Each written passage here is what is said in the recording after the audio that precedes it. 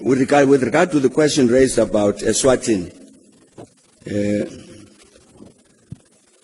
at the time that there were the big demonstrations in Eswatini and that included burning of shops and so on, at that time, 2 years ago, 3 years ago,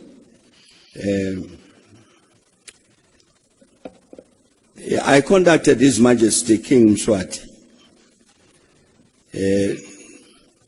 basically to say to him what is to be done in the light of that situation.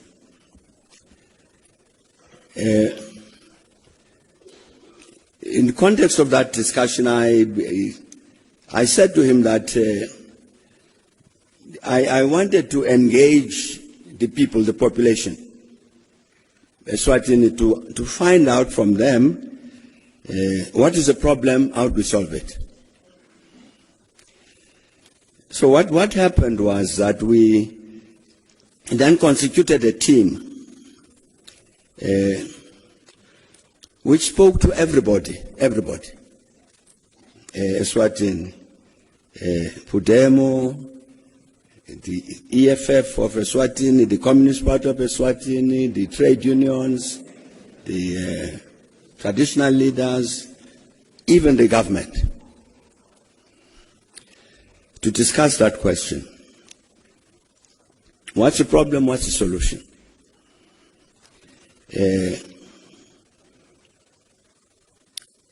Everybody responded. We put a report together about all of that. And as I had said to His Majesty that I'd really want to listen to the population, Maswati, to hear from them what they think about their country and its future in order to come back to him. We prepared the report. I went to Eswatini to meet His Majesty, carrying the report, to engage him. Unfortunately, he felt very sick while we were there. He got very sick. And then he was, I believe him, he actually got sick.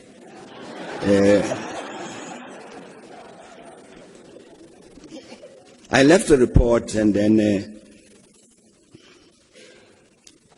to cut a long story short, I saw him quite recently to say to him there is this outstanding meeting between him and me, because I still owe him that report. So he has agreed. So that's the next going to happen. I'm saying this to say, I'm talking about our own intervention. We are doing this thing from the position of the Thabo Mbeki Foundation. Indeed, very conscious of the role that Amaswati played in our own liberation. As you know, I spent some time in Eswatini as part of our struggle. And I said this publicly, that our best defender was the late King Sobos. Really defended us against this regime, the apartheid regime. So very, very conscious of the role that Maswati played in terms of our struggle, and conscious of the challenges that the country faces. That is our own intervention. The government side has intervened on the matter of Eswatini. There are some bilateral agreements, but mainly through SADC.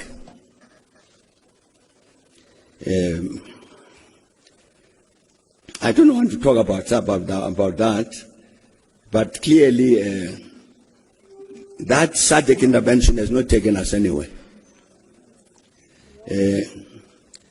So what I'm trying to say to you is that therefore from my point of view and the point of view of our foundation, I've agreed with His Majesty, King Mswati, that we need to have this meeting that we had agreed, so that I can then give him a complete report of what the people of Eswatini have said to us about what the problem is and what their proposal is about how the matter should be solved. So we are not by any means, as you can see, ignoring Eswatini. It's a very practical matter. And as I say that when we constituted our team, we said to them they need to talk to everybody,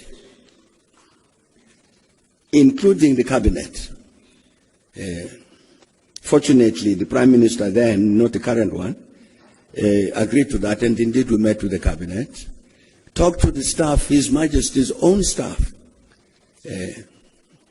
So it's a comprehensive report, and I'm hoping that when we do engage with His Majesty, that will produce some movement. I'm hoping that would be. It will encourage His Majesty to respond positively to what his own people have said to us. And certainly, therefore, we will not, under any circumstances, forget about Eswatini. So that's a practical intervention that we've made, and I'm saying again, I'm hoping that it will produce the necessary results.